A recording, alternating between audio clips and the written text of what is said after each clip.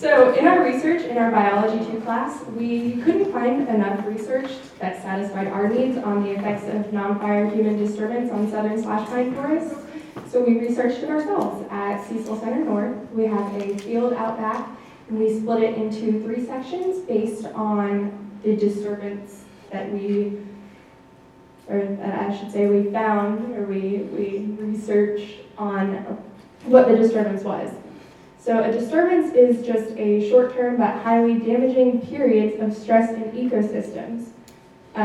It can be by controlled burning. That's usually what happens around here is there are controlled burns, and that's what makes up most of the disturbances. There's also insects that disturb the environment and the ecosystem in our southern pine forests. But we care about them, and we decided to research the reasons for the disturbances and figure out how it affects the floristics and the soil in those forests. We were also interested in non-fire human disturbances, mostly because that's what's going on around where Cecil Center North is on State Road 23. So it hits close to home for us, so that's why we decided to research it.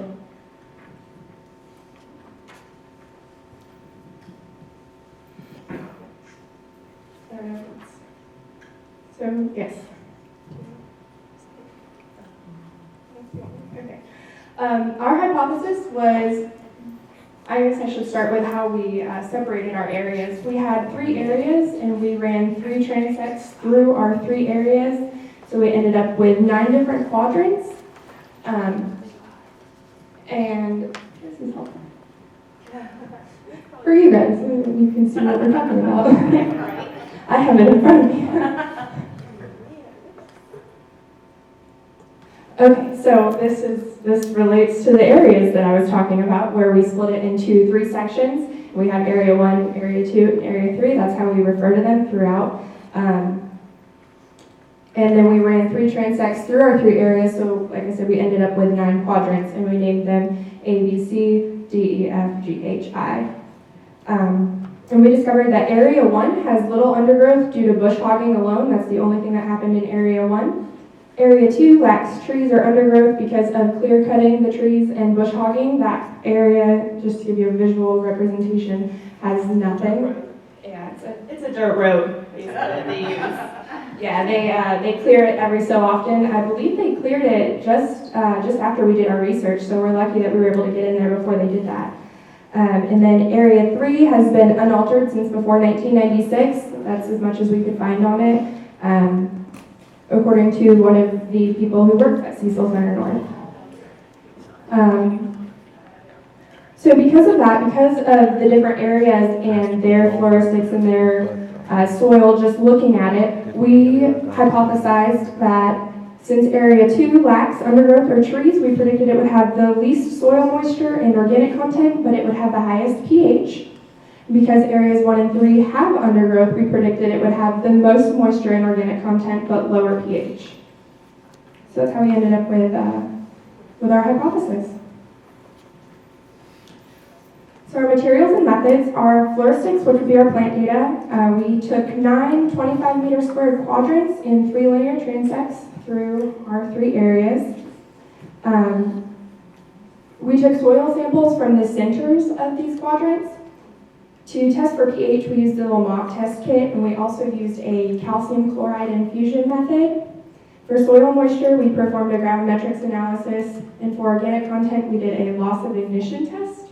For our statistics, we used t-test and ANOVAs to check for differences between each area's means.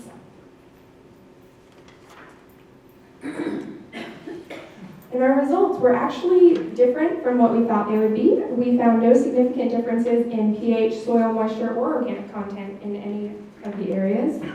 However, non-statistically significant trends showed that the pH was higher in Area 2 versus other areas. pH means were with the calcium chloride infusion, mean 1 was 4.41, mean 2 was 6.96, and mean 3 was 5.84, which was drastically different from what we thought it was going to be originally. And another non-statistically significant trend showed that soil moisture was highest in Area 3 and lowest in Area 1, which was also quite different from what we thought it was going to be looking at the areas, because Area 1 was an area that had trees but less undergrowth, and Area 3 had a lot of trees and undergrowth, so we predicted that soil moisture was going to be a little higher, and it did not show that. Our results did not show that. So these are just graphs of our pH for our Area 1. As you can see, there's no results for our Lamont test because the soil was turbid and we couldn't get a result from the Lamont kit. But when we tested it with the calcium chloride infusion method, these were the results that we got for that. And then for Area 2, the comparison of them is in pH Area 2, and then for pH Area 3, those were our results for that. And as I mentioned in the results section, the pH in Area 2 was higher versus the other areas.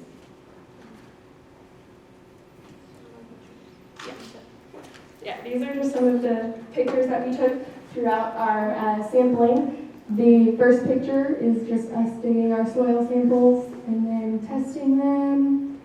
And that's our class in the bottom left there. It's all 6 of us. The two on the very right are when we were testing the calcium chloride. So that's what we did. And this was our gravimetrics data. This is what we used for soil moisture. This is how we measure our soil moisture. And this just shows a visual representation of Area 2 and how quickly or not so quickly it took for the soil to lose its moisture. So because in Area 2 it took longer for the soil weight to change, that meant that there was less water because the water would evaporate more quickly if there was a higher content of water in the soil. So that was our data for Area 2. And for Area 3, it took the shortest period of time to decrease, which is why there's a huge drop-off in all 3 of these areas. So that's how we came to the conclusion that it had a higher soil moisture content. And our conclusions. We found non-significant trends in the hypothesized directions for 2 of the 3 factors that we tested. More soil data would be needed in order for us to get more accurate results. We were only able to test, like I said, the center of all 9 of our transects. If we had tested more from each transect, there would probably be a different trends in our data, or there could be different trends in our data.